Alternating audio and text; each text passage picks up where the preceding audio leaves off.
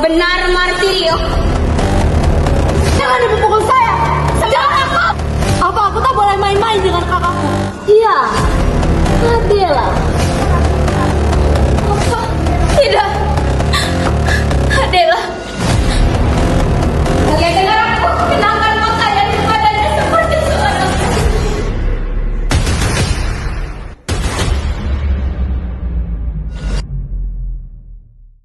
Hadirin yang kami hormati, inilah Rumah Bernarda Alba, karya Federico Garcia Lorca. Selamat menyaksikan.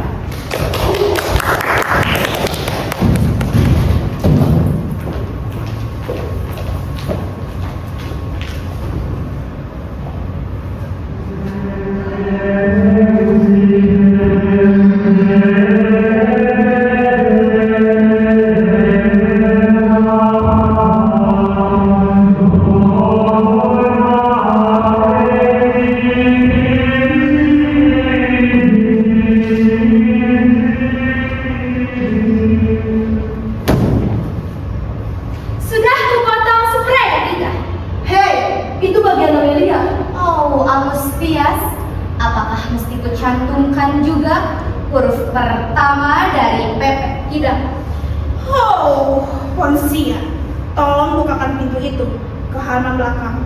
Barangkali udara bisa masuk sedikit. Iya, benar. Malah tadi malam aku tak bisa tidur karena panas. Aku malahan bangun untuk menyegarkan badan. Ada mega, angin ribut yang mulai menghitam, dan juga hujan jatuh beberapa titik. Iya, benar. Itu pukul 1 tengah malam. Dan seperti ada api yang meluap dari tanah, aku juga bangun. Amustias dan Pepe waktu itu masih ada di jendela kan? Oh, begitu malam. Pukul berapa memangnya dia pergi? Magdalena, untuk apa kau tanyakan hal itu jika kau mengetahuinya? Dia pergi pukul 2 tengah malam. Pukul 2? Iya. Bagaimana kau tahu? Aku mendengarnya batu dan mendengar langkah-langkah kaki kudanya. Oh, tapi dengar dia pergi begitu pukul 4. Tidak, tidak mungkin ya. Itu mungkin. Aku juga mengira begitu. Anehnya. Bukan begitu, Martirio? Oh, Amustias. Apa yang dikatakan Pepe padamu? Waktu pertama kali dia mendekati jendelamu. Tak apa-apa. Apa yang harus dia katakan? Bukan main adanya.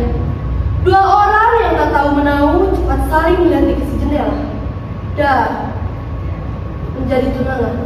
Lalu apa peduli Martirio? Sebab jika seorang laki-laki mendekati ke jendela, dia sudah tahu bahwa ia akan menerima kabar baik.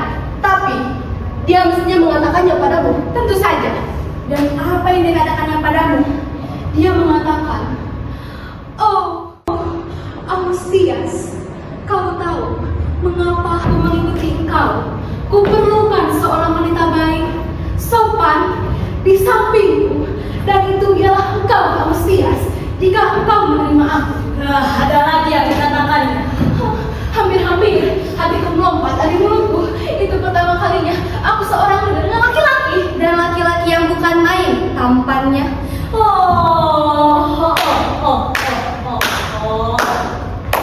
Begitulah buat orang-orang yang sedikit berpengetahuan tentang cinta, yang hanya bisa bicara dan berkata sambil menggerakkan tangannya. Pertama kali suamiku Evarista Evelyn datang ke jendela. Waktu itu amat gelap dan kulihat dia berjalan mendekat. Dan waktu sampai dia katakan padaku, "Selamat malam." "Selamat malam," kataku. Dan kami diam lebih dari setengah jam. Peluhku membasahi seluruh badan. Lalu Evaristo mendekat lagi, seperti dia akan menyelundup lewat besi-besi itu, dan berkata dengan suaranya yang amat rendah, "Mari, biar aku merasakanmu."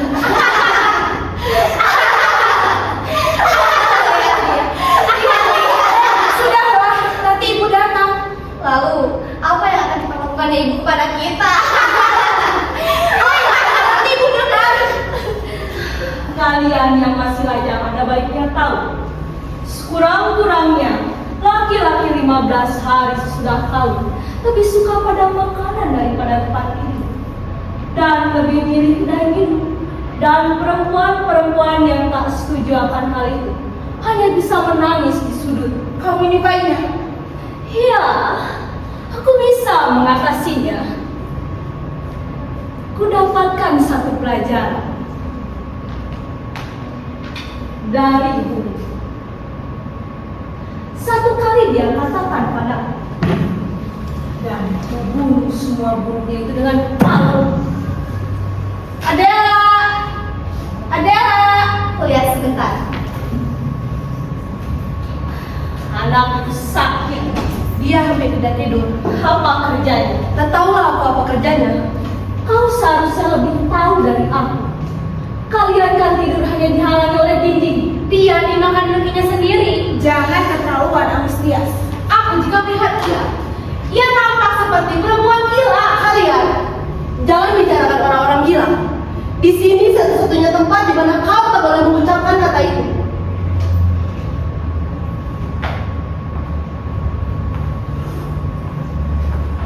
Adela? Adela? Ya. Apakah tadi malam kau tidur dengan baik? Baik. Lalu bagaimana? Biarkan aku sendiri, Marcelio. Tidur atau bangun, tak perlu kau turut-turut memperkaraku. Kau kerjakan badanmu, sekedar aku sendiri. Aku berbicara seperti ini karena perhatian akan perhatian atau penasaran. Bukannya sedang mendidik kalian tadi. Ayo teruskan. Aku akan menghilang saja. Tidur di kamar-kamar dengan tidak ada yang kemana pergi. Bernarda memanggil kalian.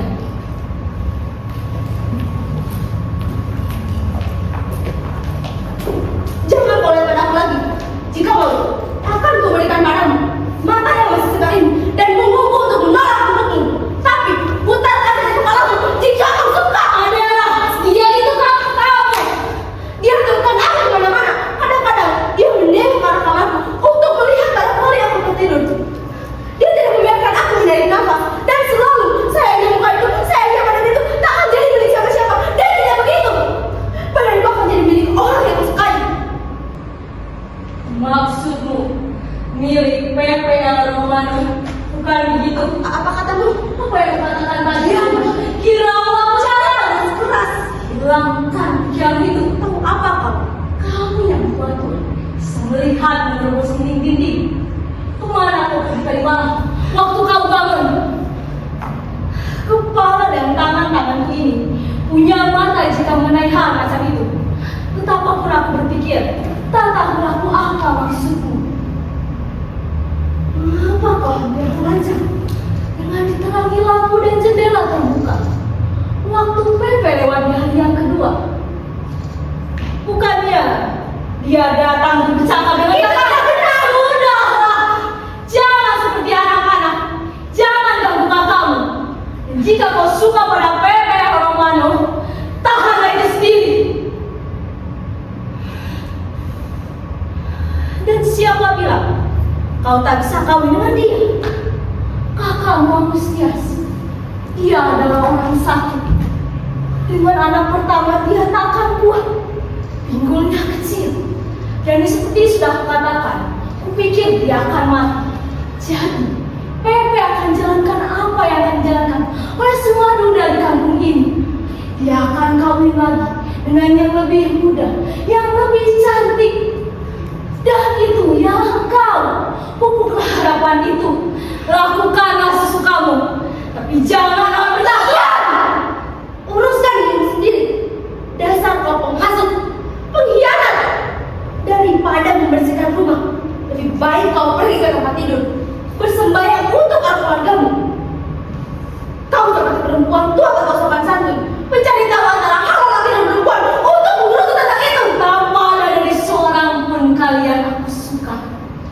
Tapi aku mau tinggal di rumah yang sopan. Tak mau aku jadi busuk di hari ini. Tidak penting nasihatmu itu. Sudah terbambang.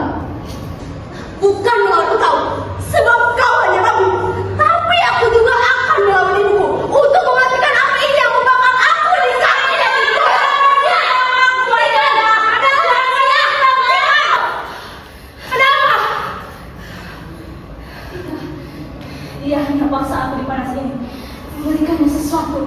entah apa dari kedai. Kau belikan aku botol minyak wangi itu? Iya, yang paling mahal. Dan bedak itu sudah kutaruh di meja di kamar. Di kamarku? Iya. Terima kasih Ponsia. Ya, Mustias. Adela, sudah kau lihat renda-renda itu? Ini punya Mustias untuk spray hari kawinnya. Bukan main bagusnya. Dan itu untukku dan kemejaku. Untuk dilihat diriku sendiri. Tak ada yang melihat pada orang berbaju kemeja. Tapi aku suka sekali pakaian dalam. Kalau aku kaya, aku pakai saja benda Belanda. Itu salah satu kesukaanku yang masih tersisa. Benda-benda ini bukan main bagusnya. Buat topi bayi untuk pakaian pembaptisan. Tak pernah bisa kupakaikan untuk anak-anakku. Kita lihat, barangkali Agustias bisa mempergunakannya untuk anak-anak. Jika dia mulai punya anak, kalian akan mulai menjahit siang dan malam. Tak akan kutusukkan jarum satu kali pun. Dan pasti kami tidak membesarkan anak orang lain. Lihat saja bagaimana tetangga kita di seberang itu berkorban untuk 4 anak-anak bodoh itu. Mereka lebih baik daripada kalian. Di sana mereka bisa tertawa. Dan yang terdengar dari kalian hanyalah pertengkaran. Baiklah, boleh kau pergi bekerja pada mereka. Tidak. Sudah nasibku di biara ini.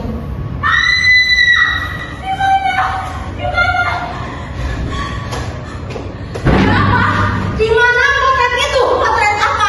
Potret apa yang punya aku? Tadi di kamarku. Siapa dari kalian yang menyembunyikannya? Tak ada. Salah seorang dari kalian pasti menyembunyikannya. Akunya mau kau mengatakan begitu di kamarku. Dan itu tak bisa jalan sendiri ya Mustias. Martirio, jangan kau main-main dengan aku. Jika dia datang, aku akan mengatakannya. Jangan. Sebab pasti akan ketemu. Aku mau tahu siapa dari kalian yang menyembunyikannya. Salah seorang. Semua. Kecuali aku, Adela. Gimana? Ini di rumah. Di kesepian, tekan panas semacam ini. Orang-orang tetangga akan menempelkan telinganya di dinding. Ibu, mereka telah mencuri pusat tunanganku. Siapa? Siapa? Mereka dua. Siapa dari kalian? Jawab aku. Ponsia. Iya. Geledah semua kamar dan cari di tempat-tempat tidur. Itu akibatnya kalau kita kurang keras. Baiknya. Mustias. Kau yakin? Iya. Sudah kau cari benar-benar? Sudah. Di akhir hidupku ini, kalian tega membiarkan aku meminum racun yang paling pahit yang masih terminum oleh seorang ibu. Ponsia! Ponsia! Tidak kau temukan? Makanya, ini dia. Di mana kau temukan? Katakan jangan takut. Di antara spray-spray. Di ranjang Martirio. Apa benar, Martirio?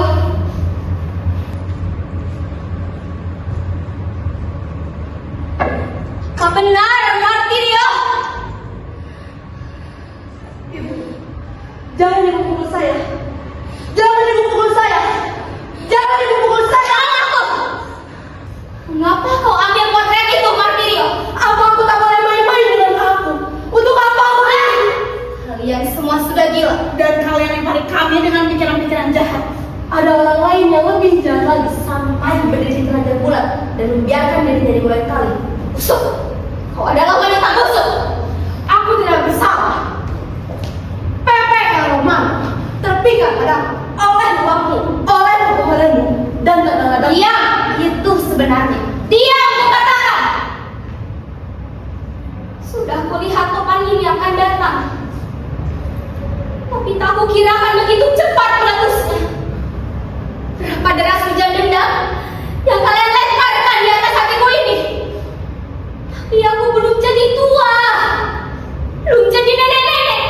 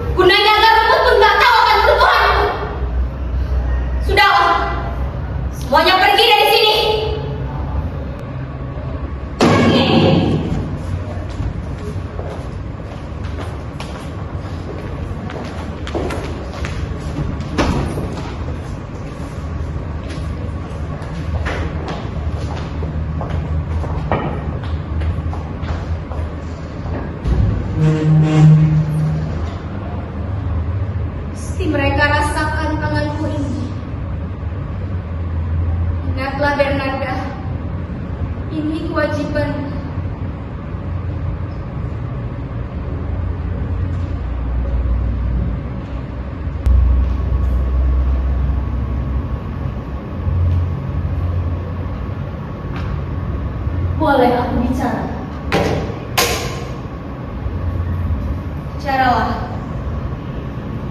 Sayang telah kau dengar juga bukan? Tak pernah baik ada orang di tengah-tengah keluargaku. Apa yang kulihat sudah kulihat. Agustias mesti cepat kawin. Tentu dia mesti keluar dari sini. Bukan dia, tapi laki-laki itu. Tentu laki-laki itu mestinya dari sini. Pikiranmu benar.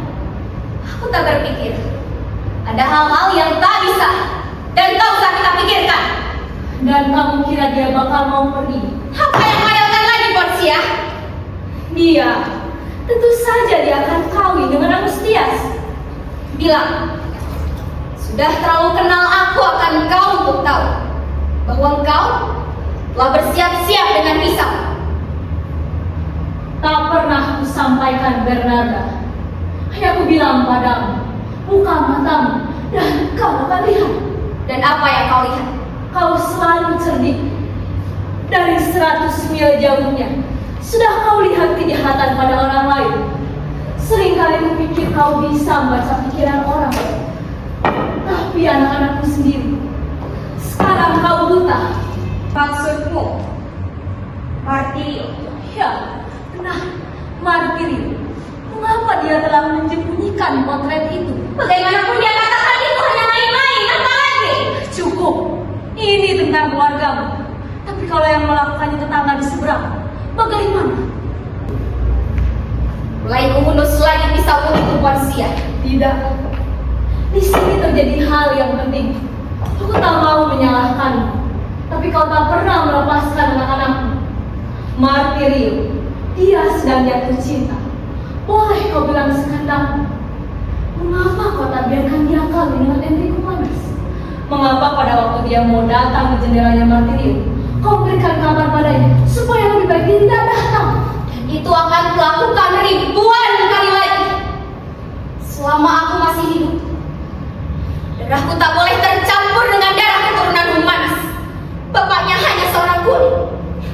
Dan kau lihat apa yang terjadi dengan dirimu karena keangkuhanmu itu. Aku mempunyai sebab karena aku mempunyainya. Dan kau tak mempunyainya. Sebab kau tahu betul turunan siapa engkau ini. Jangan kau katakan padaku lagi. Aku sudah tua. Selalu aku berterima kasih atas perlindunganmu. Tampaknya kau tak tahu terima kasih. Martirio akan melupakannya. Dan kalau tidak, lebih jelek lagi baginya. Disinilah hal yang penting yang telah terjadi itu. Itu hanya kemauanmu. Dan kalau sekali lagi terjadi, itu tak akan lewat dinding-dinding ini. Lebih baik aku tidak pusingkan apa-apa lagi. Itu yang sudah mesti kau lakukan. Kerja dan tutup mulutmu itu. Itu kewajiban orang yang mendapatkan upah. Tapi takkan bisa.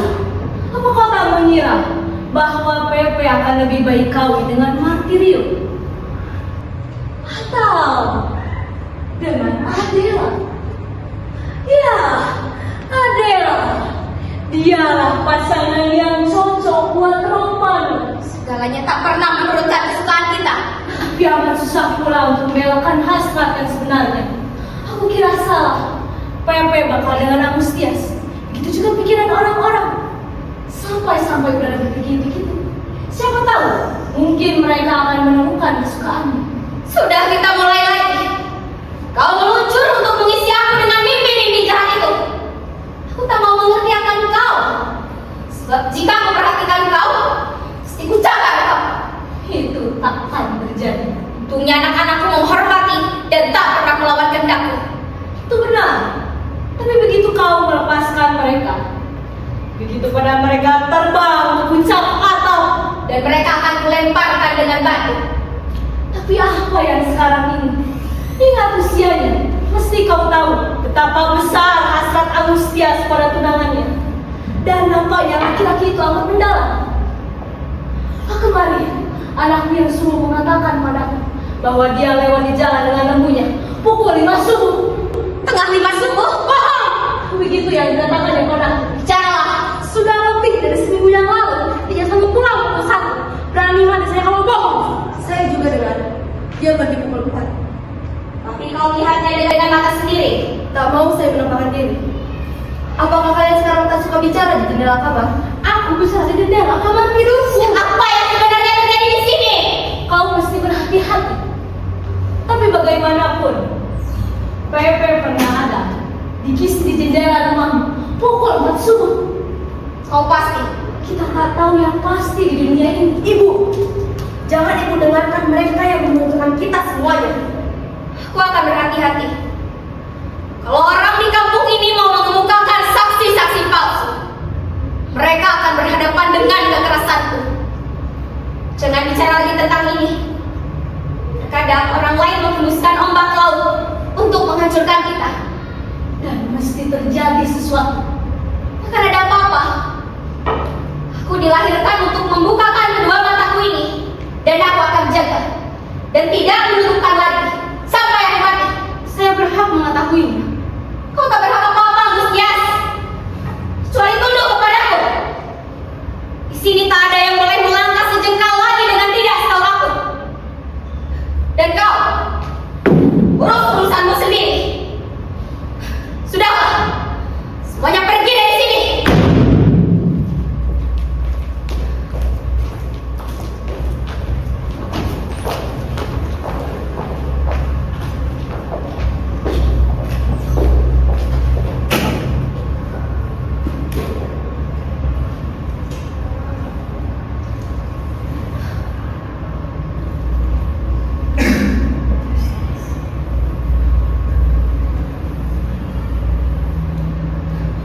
Sudah kukatakan, Agustias, aku mau supaya engkau berbicara dengan adikmu Martirio tentang potret itu. Itu hanya main-main dan mesti kau lupakan. Ibu tahu, dia tak suka pada saya. Semua tahu apa yang dikandung di hatinya. Tapi aku tak mau memeriksa setiap isi hati. Yang aku mau adalah muka yang baik dan hubungan keluarga yang laras. Kau mengerti? Iya. Baiklah kalau begitu. Sampai pukul berapa kau ngobrol dengan Pepe tadi malam? 12:30. Bilang apa dia? Saya lihat dia kebingungan. Kalau bicara dengan saya, selalu seperti pikirannya pada yang lain. Kalau saya tanya, ada apa? Dia jawab, kau lagi punya banyak urusan. Tak boleh kau tanya dia lagi. Lebih lagi kalau kau sudah kawin. Kau bicara padanya kalau dia bicara padamu. Kau melihat padanya kalau dia melihat padamu. Begitu kau takkan susah, Agustias. Seringkali saya lihat dia dengan tajam. Dan dia jadi suram menghilang di belakang tirai besi. Seperti dia diliputi asap debu yang diangkatkan dari segala lembut. Dia datang malam ini? Tidak. Dia pergi dengan ibunya ke kota. Kalau begitu lekas pergi tidur. Baiklah. Ponsia, Ponsia, tolong buatkan aku teh. Ya, baiklah.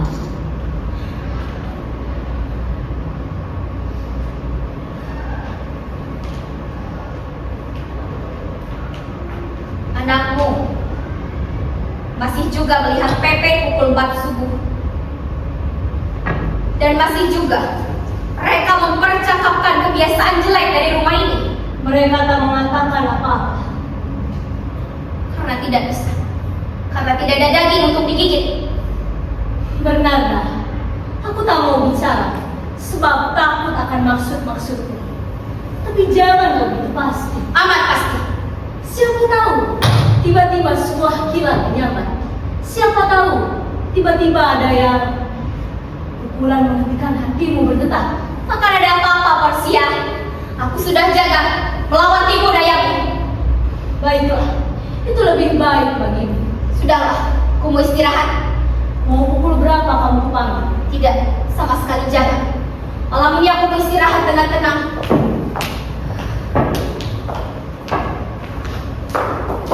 Kalau orang tak bisa melawan laut, paling mudah ialah memutar punggungnya supaya tidak melihatnya.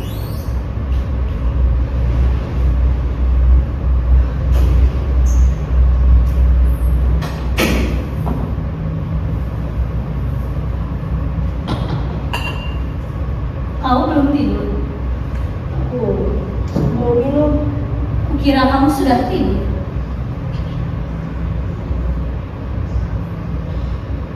Aku bangun karena dahaga. Dan kau belum tidur. Sebentar lagi.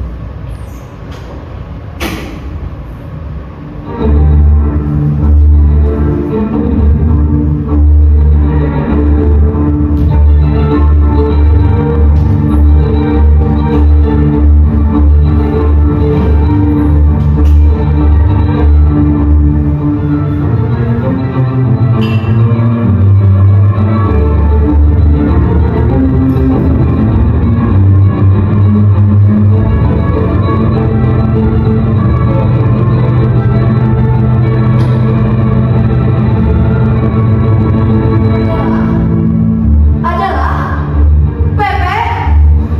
Beliau. Mengapa kau berjalan sendiri? Jauhi orang itu. Siapa engkau cuma mengatakan begitu? Itu bukan tempatnya untuk seorang perempuan sopan. Hendak supaya engkau menggantikannya. Takkan kuizinkan kau melamarnya. Dia akan kawin dengan laut jahat. Kau tahu bahwa dia tidak menyukainya tahu. Kau tahu sebab sudah kau lihat bahwa dia menyukai aku. Ya. Dia cinta padaku. Dia cinta padaku. Jika aku dengan misal jika kau suka. Tapi kau jangan katakan itu lagi. Sebab itu kau berusaha supaya aku tidak pergi dengan dia. Kau tak pernah peduli jika aku meluk orang.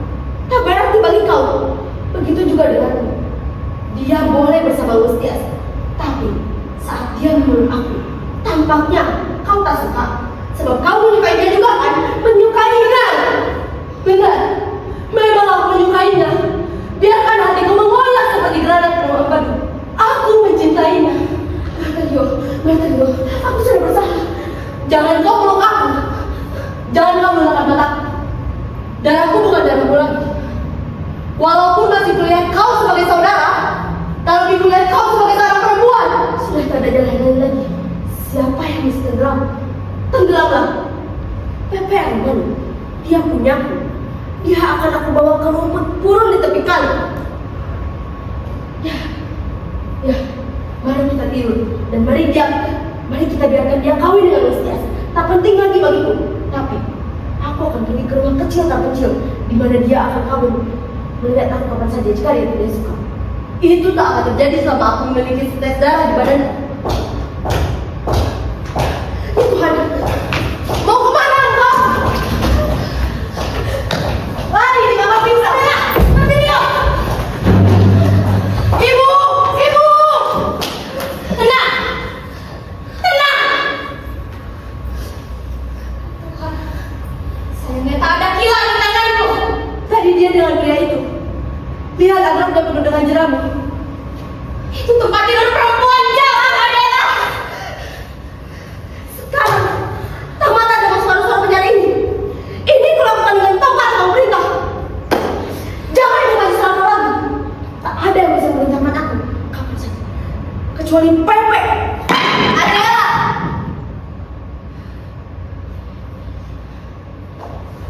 Aku ini bingung. Ingatkan engkau dan katakan padanya. Dia ada di sana, di luar, mengaum seperti singa. Tuhanku, senapan! Mana senapan itu? Tak ada yang bisa menahan aku. Jangan kau menghabiskan kemenangan di badanmu. Kau pencuri, kau main di rumah kita. Biarkan dia pergi sendiri, dan kita tidak akan pernah melihatnya lagi.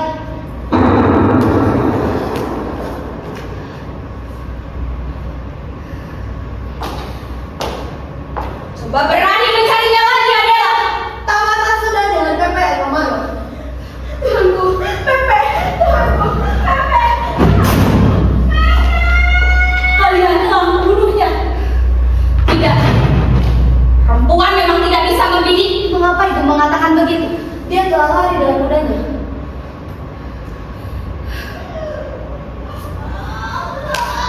Adela! Adela!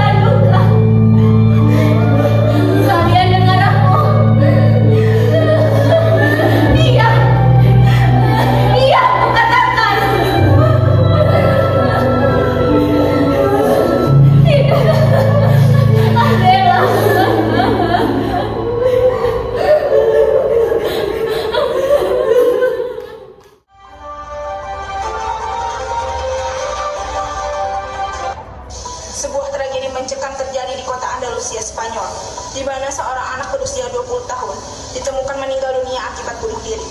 Berdasarkan informasi yang dihimpun, korban mengalami tekanan berat dari ibunya. Korban diduga tidak mampu menahan tekanan dan stres yang dialami, sehingga memilih untuk mengakhiri hidupnya. Kejadian ini tentu saja menimbulkan luka mendalam bagi keluarganya. Kok beritanya mirip pertunjukan yang saya mainkan ya?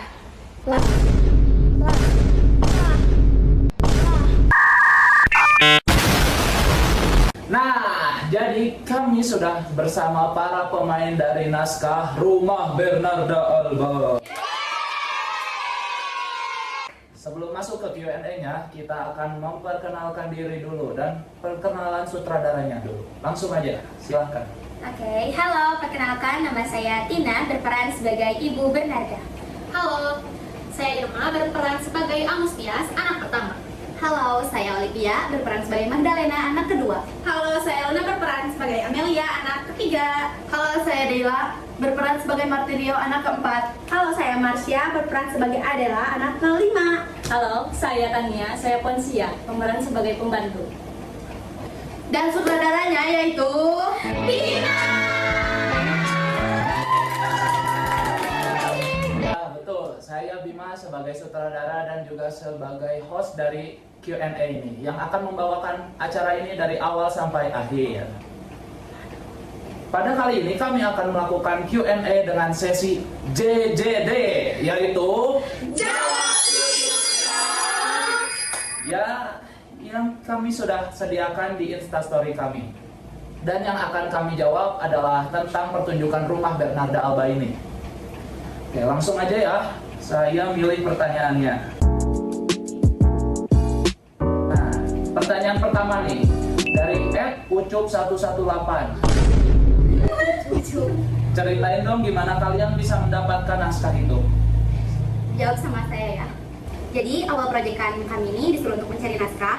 Kita tuh benar-benar gak tahu apa yang kira-kira cocok. Soalnya kelompok kami isinya 7 orang perempuan dan 1 orang laki-laki. Lalu setelah mencari naskah beberapa lama, dan kami akhirnya menemukan salah satu naskah yang membuat kita tertarik untuk memainkannya, yaitu naskah yang berjudul Rumah Bernarda Alba.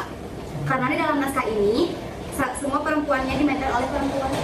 Semua pemerannya dimainkan oleh perempuan. Jadi gitu ya. Langsung aja nih ya ke pertanyaan kedua. Dari @Nyai Mercon. Pertanyaannya, naskah ini menceritakan tentang apa sih? Jadi sama saya ya. Oke. Jadi naskah ini menceritakan tentang seorang ibu yang bernama Bernarda Alba. Dia telah ditinggalkan oleh suaminya. Karena dia masih sedih atas kepergian suaminya, dia menjadi ibu yang sangat tegas atas kebebasan para kelima anak perempuannya. Salah satu anak perempuan tertua dari Bernarda Alba, yaitu bernama Amustias, telah dilamar oleh seorang laki-laki yang bernama Pepe Romano. Konflik ini bermula ketika anak terakhir Bernarda Alba, yaitu Adela, sudah menjalin hubungan terlarang.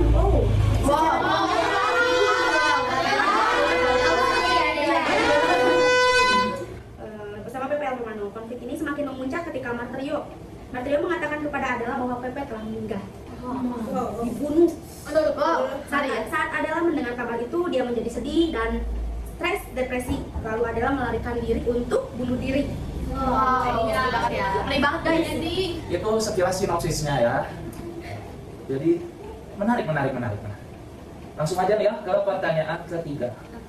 Dari @botak1. Siapa sih penulis naskah itu? Izin menjawab ya. Beliau adalah Federico Garcia Lorca, lahir di Fuente Vaqueros, Spanyol pada tahun 1898 tanggal 5 Juli. Selain seorang penyair, dia juga adalah seorang sutradara teater, penulis drama, dan penulis lirik. Adapun beberapa karya terkenalnya yaitu Noche When 5 Years Pass, The Public 1921, Libro de Poemas 1921, Poema del San Bernardo 1928. Dari sekian karya yang banyak, kita memilih untuk mencari naskah The House of Bernarda Alba. Itu adalah karya terakhirnya Federico Garcia Lorca. Gila. Ya, kita ke pertanyaan keempat. Dari Eloisea A. Sampai sulit ya. Apa itu? Nah, pertanyaannya, naskah ini berasal dari mana sih? izin jawab ya. Jadi naskah ini tuh naskah dari Spanyol. Namun naskah ini tuh diterjemahin ke bahasa Indonesia sama Bapak Ramadan Taha yang kerap dipanggil Mang Atun. Mang Atun dia tuh lahir pada tanggal 16 Maret tahun 1927. Bapak Ramadan Kahani juga dia tuh sastrawan Sunda, wartawan, sama budayawan. Jadi naskah ini tuh naskah Spanyol yang diterjemahkan oleh Bapak Ramadan Kahani. Jadi lanjut aja ke pertanyaan berikutnya dari yang ini nih. Kina Annara. Ada berapa tokoh dalam naskah itu? Izin menjawab ya guys. Jadi dalam naskah ini tuh sebenarnya ada 16 tokoh. Tetapi yang kita mainkan hanya ada 7 tokoh, yaitu Bernarda sebagai ibu, Amustias sebagai anak pertama, Magdalena sebagai anak kedua, Amelia sebagai anak ketiga, Martirio sebagai anak keempat, Adela sebagai anak kelima, dan Ponsia sebagai penentu. Cuma 7 orang berarti? Iya. Oke, langsung aja lah ya, Ya. biar nggak lama. Dari Bima Samri. Bukan.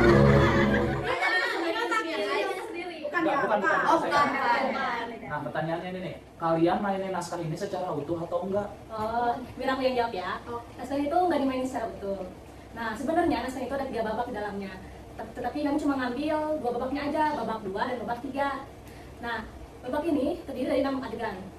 Nah, kami tuh mencoba meringkas dan mengambil adegan-adegan yang menurut kami itu inti konflik dari ceritanya. Konfliknya ya? Siap. Langsung aja lah ya. Dari Magnolia Cadas. Tinggal di Untuk Bima Raffiansyah.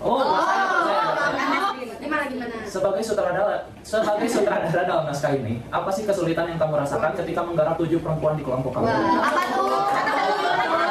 Kelompok ini. Oke, jadi saya yang jawab ya berarti. Boleh. Nah, kesulitan saya adalah untuk mengenali karakter dari mereka masing-masing. Karena karakter perempuan dan laki-laki itu berbeda, jadi saya sulit buat ngendaliinnya. Ngarahin, biasanya saya tuh ngarahin laki-laki tegas, woi. Tapi karena ke perempuan-perempuan ini, saya harus sedikit nurunin egonya.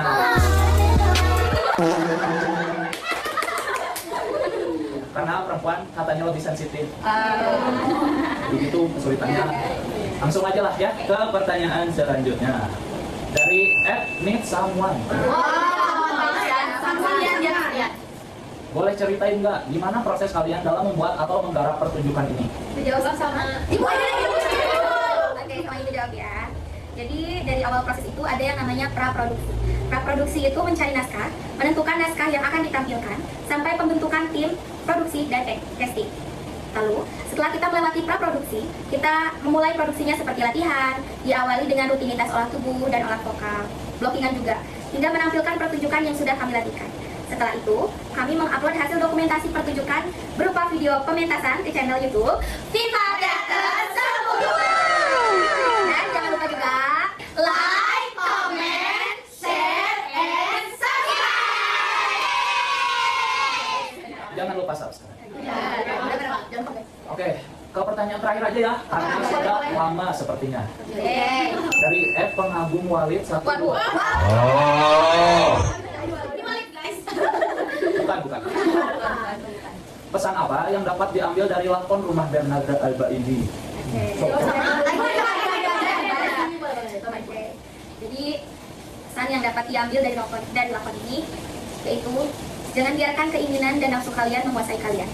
Sesuatu yang terlalu mengekang akan menjadi bumerang untuk diri sendiri. Seperti dalam lakon ini, di mana saya menjadi sosok ibu yang terlalu mengekang anak-anaknya tentang perjodohan, tentang aturan-aturan di rumah. Justru anak-anak malah merasa terkekang dan akhirnya berontak. Seru banget ya. Seru banget. Iya dong, siapa dulu yang mau pertanyaan? Karena waktunya sudah habis, kita sudahi saja dari sesi Q&A ini. Terima kasih teman-teman yang sudah menonton video ini. Mohon maaf jika ada kesalahan kata-kata dari kami. Sampai jumpa di project selanjutnya. Sekian dari Istri Walid. Bernarda Alba, Silencio.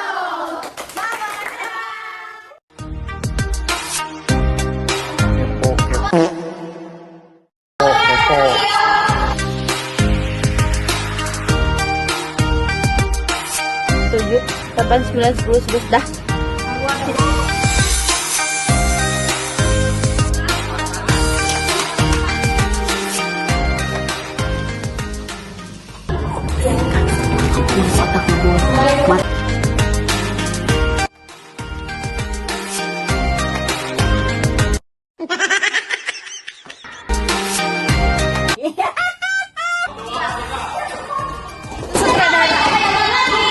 Gua video ini. Jauh Pepe Roman. Gua meni orang Bandung gua. Itu bukan tempat.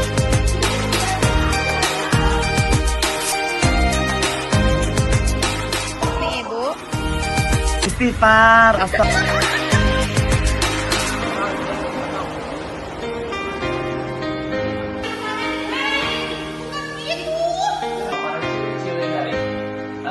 Istri Walid.